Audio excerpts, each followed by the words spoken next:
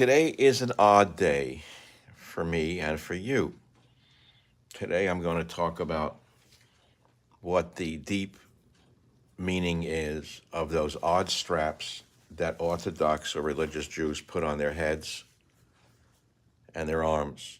Something that most people, even Jews, don't understand. They see old men with a little box on their head or on their arm, and what does it mean? What is this ritual?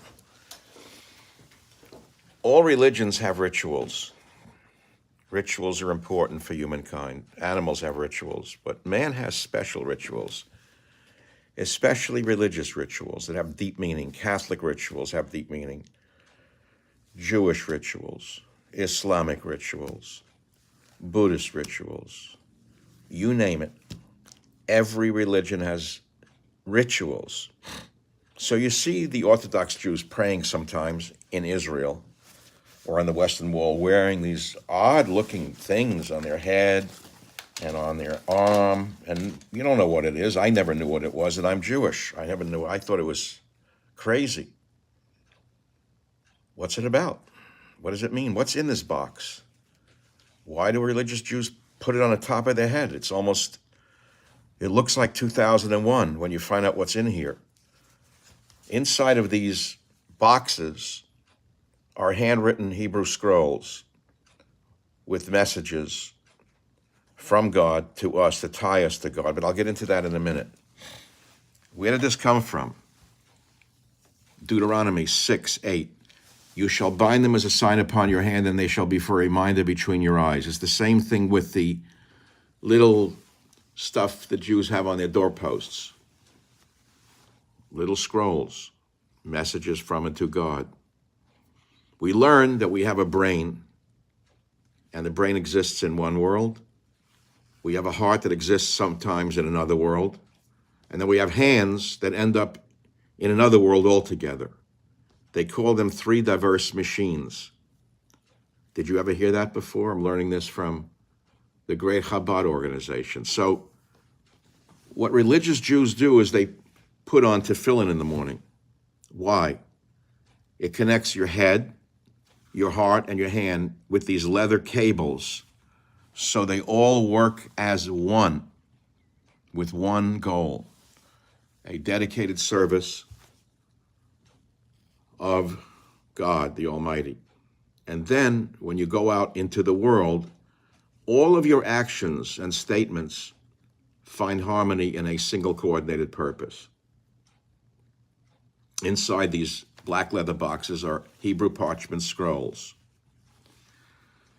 A set contains two tefillin, one for the head, one for the arm. Three main components: the scrolls, the box, and the strap. The scrolls are inserted into the boxes made of leather that have been painted black. This is the real McCoy here. They're very powerful.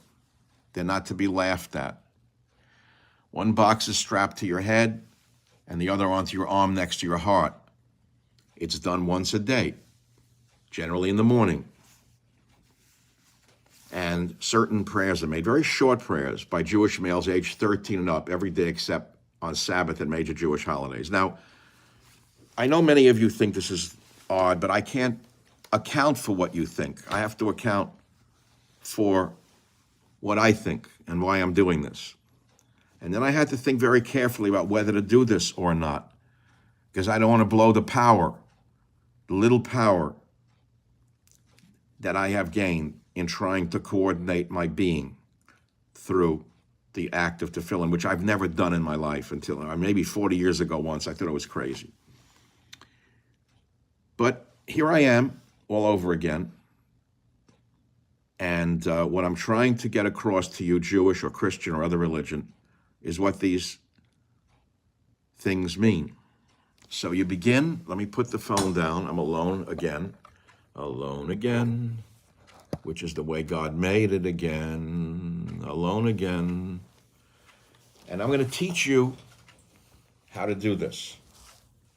Now, there are many ways and many methods that overlap. Weird, isn't it? And I'm going to tell you something at the end that you're not going to believe, especially if you're a drug addict. What? You heard me. You're going to see what I've discovered that I've never read anywhere. Now, when I've told it to some people, they said, wow, I never heard that. So they're protected in these little boxes. The one for the arm has a little protective cover, the other one doesn't. And basically, you begin by rolling up your sleeve. That's something anyone can understand. Roll up your sleeve. See the overlap between this and what you see on television? The only time you see a sleeve being rolled up on the shows that Katzenberg, Matzenberg, and Ratzenberg do are when junkies are going to stick a needle in their arm. But we're going to do something else in rolling up our sleeve. Roll up your sleeve. And we put it on the weaker arm. In that case, if I'm a righty, you put it on the left arm. If you're a lefty, you put it on the right arm. And it's supposed to be in direct contact with your arm. Okay? Place the black box next to your heart, just below the halfway point between the shoulder and the elbow, right across from your heart. And then you wrap it. It's hard to do, honestly, sitting down, so bear with me. 1, 2, and then a third time, 3. And you make the Hebrew letter Daled, or D, on the top. And here comes the fun part. I'll explain it. You say a blessing. Blessed are you, Lord our God, King of the universe, who has sanctified us with his commandments and commanded us to put on tefillin. Baruch atah Adonai Eloheinu melech haolam asher kedeshanu b'mitzvosav v'tzivonu lehenich tefillin. Now, a rabbi can do this better than I. I'm not a holy man at all. I'm not supposed to talk. I'm not supposed to even wink. I'm just supposed to concentrate on hooking up my mind, heart, and deeds and binding them to God. But this is for the cause of God, so I hope he forgives me. And then what happens? What you do is 7 turns around your arm. 1, 2, and why 7? The Kabbalah explains why. You're not going to find this in an ordinary book. I've delved into this, and I'm not Madonna. She doesn't know what she's talking about. She tried very hard to sell you a bill of goods. God bless her for trying, but she didn't know what she was talking about. I'm not selling any holy oils. I'm not selling any feathers. I'm not selling any crystals. I'm not selling any healing lotions. I'm not selling any meditation mats. Nothing. Sorry. It's a little confusing for me to do this here. 7 times. Why? The 7 emotional circuits of mankind. 7 emotional circuits. Your psychiatrist would never tell you that. 7 emotional circuits. 1, 2, 3, 4, 5, 6, 7. The Kabbalah teaches us about numerology. And then we get the head tefillin. This is the odd one. Take off my straw hat. Put on my weird thing. An anti-Semite said, why do you Jews wear those little beanies on your head? I said, why does the Pope wear one? People say a lot of odd things about things they don't understand. That's called religious intolerance. Religious tolerance means listening to people when they're trying to say something important to them.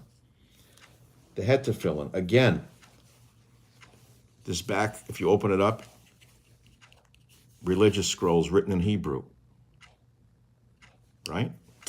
And what we do, the box goes on your head just above the forehead, in the middle of your head. Looks odd, doesn't it?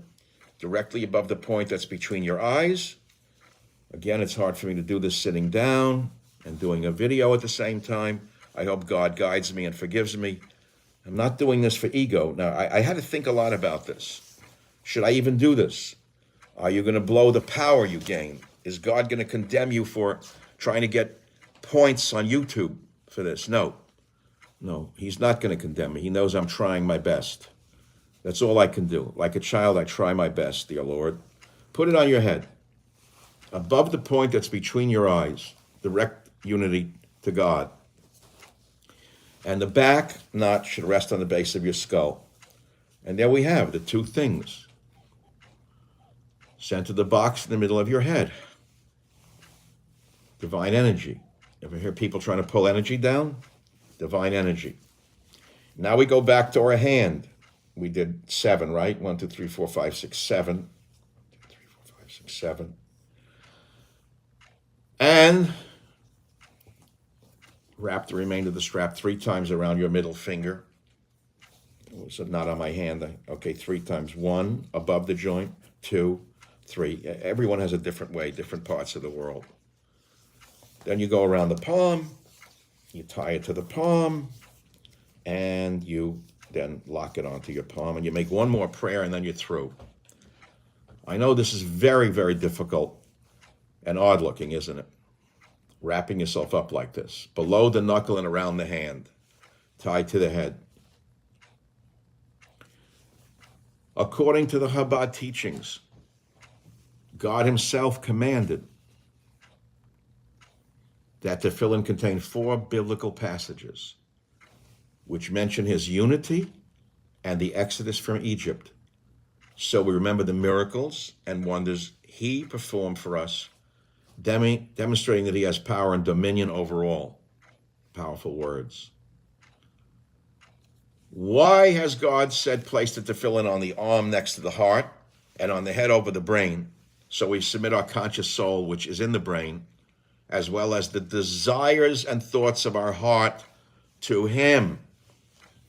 And the tefillin act as a way to bring us to God and his powers and his wisdom.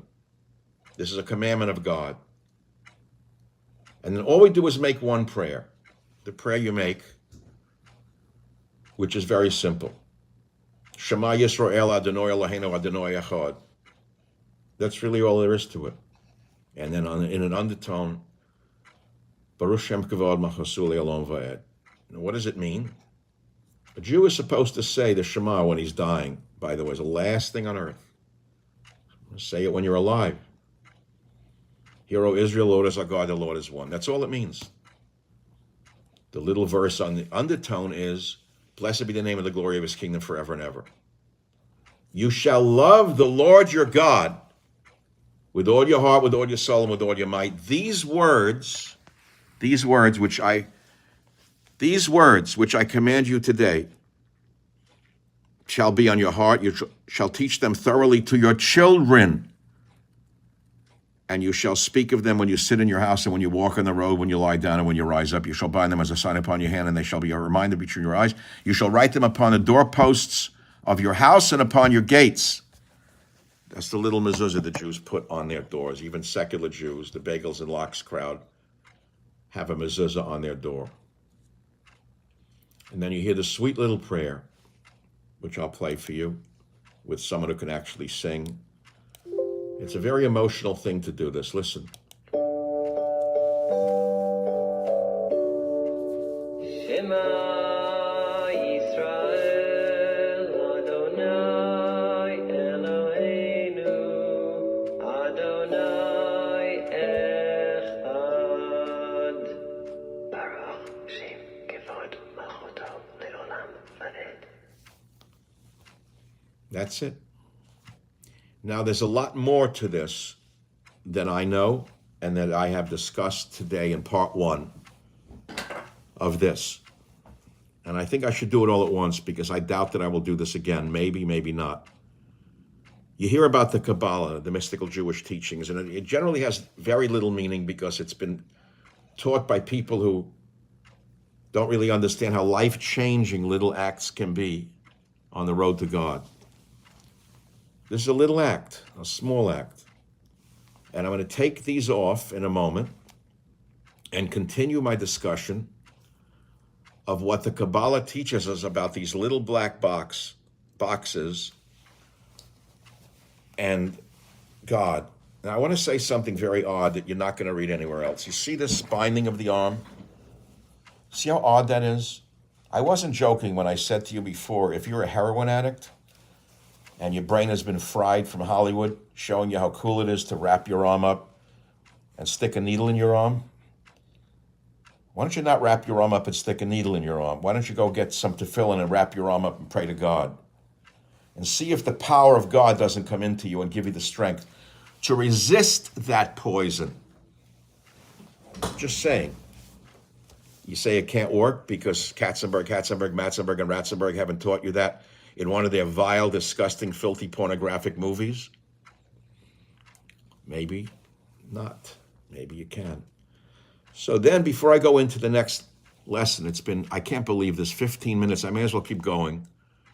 I'm kind of quivering a little bit from all of this. I didn't know whether to do it, whether not to do it. So I am going to remove these little leather guys, put on my fedora, put these down for a moment, and share with you what I learned so far in my discoveries, my walkings through Earth, because I'm praying to God recently in a way I haven't for years. I'm going to tell you something that you may not know. I think I mentioned on the radio many years ago.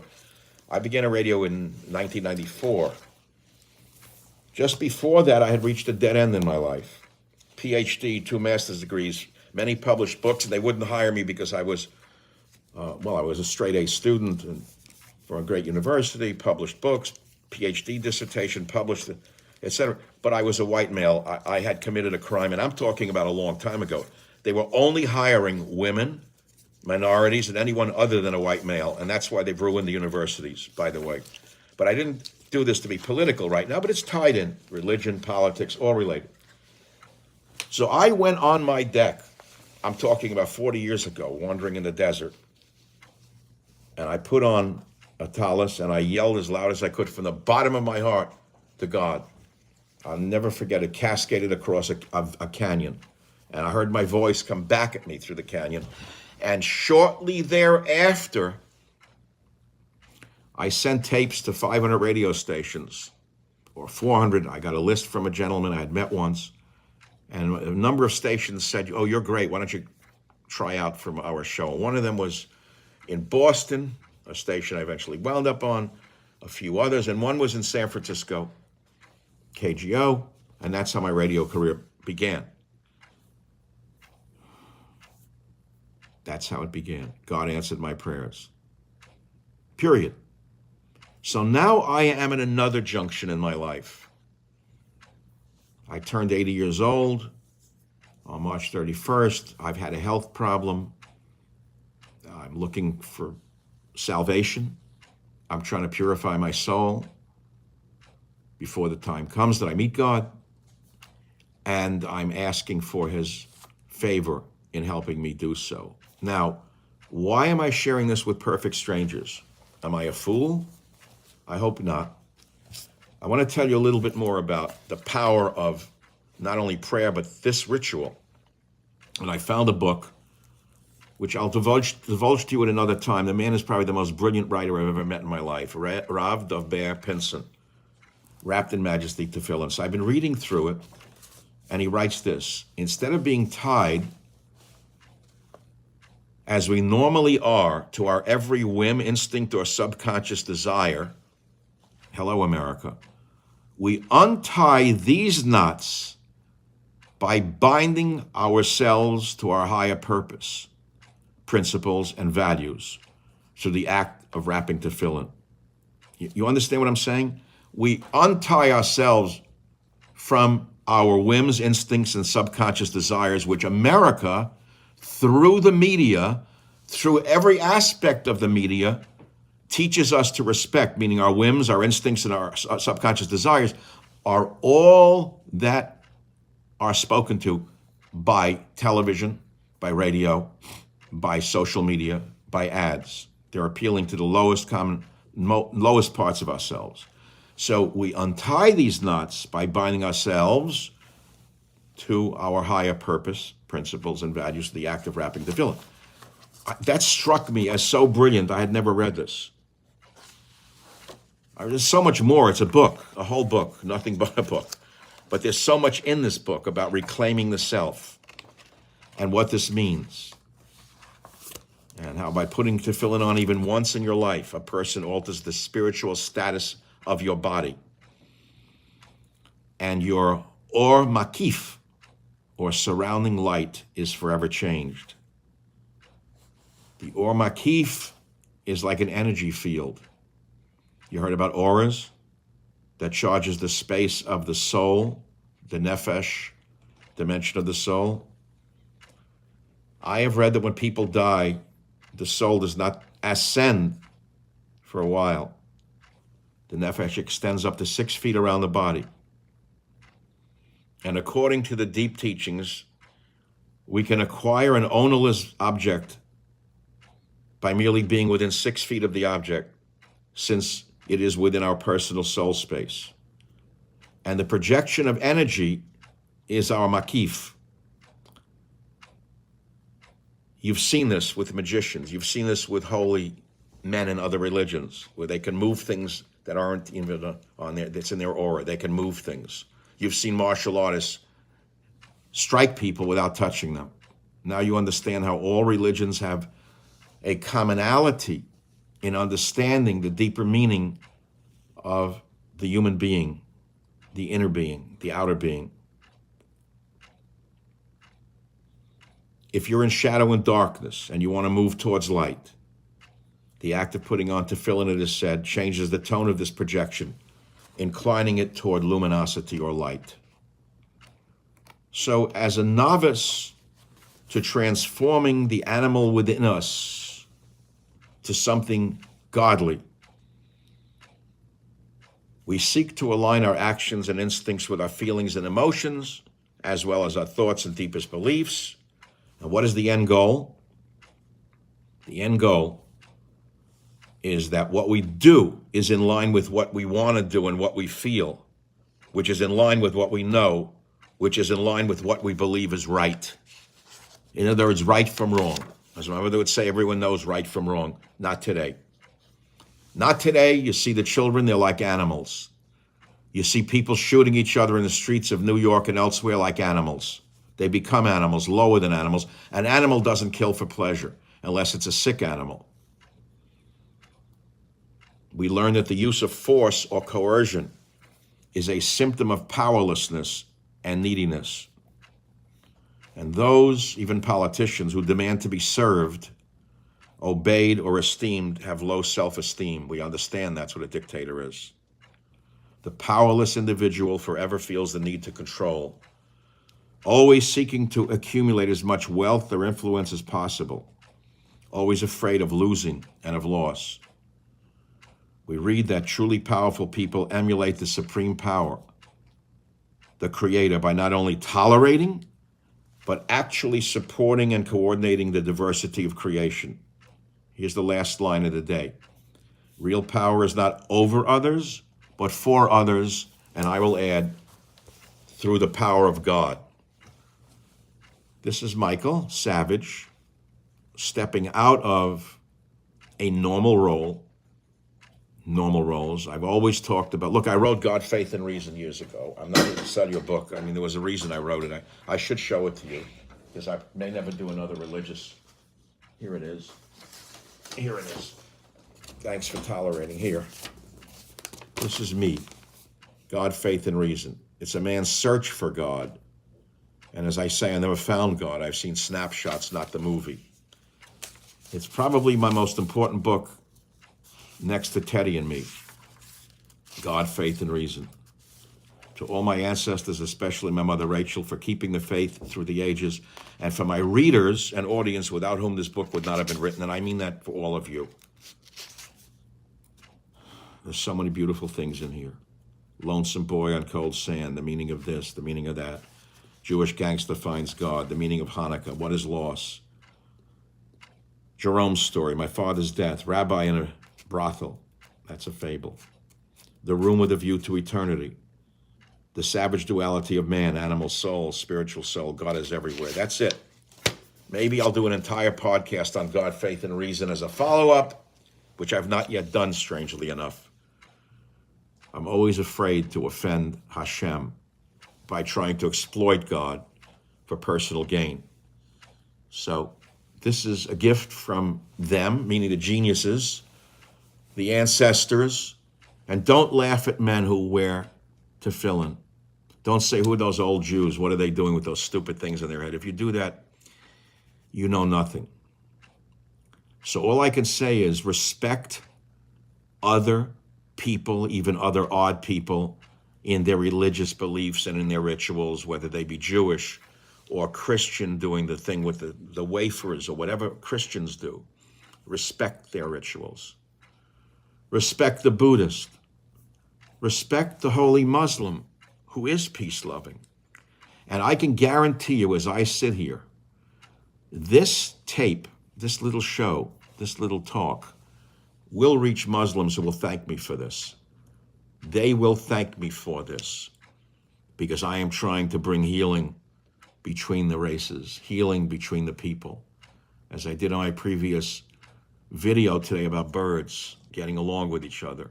If mankind cannot learn how to get along with each other, we will all disappear from this earth. And the only way this nation will heal is if we spit upon the media, who lives only to divide and conquer us. Red, blue, Democrat, Republican, gay, straight, black, white, it's all a lie to make us hate each other, to sell us things. Shalom, may peace be upon you, and thank you for listening.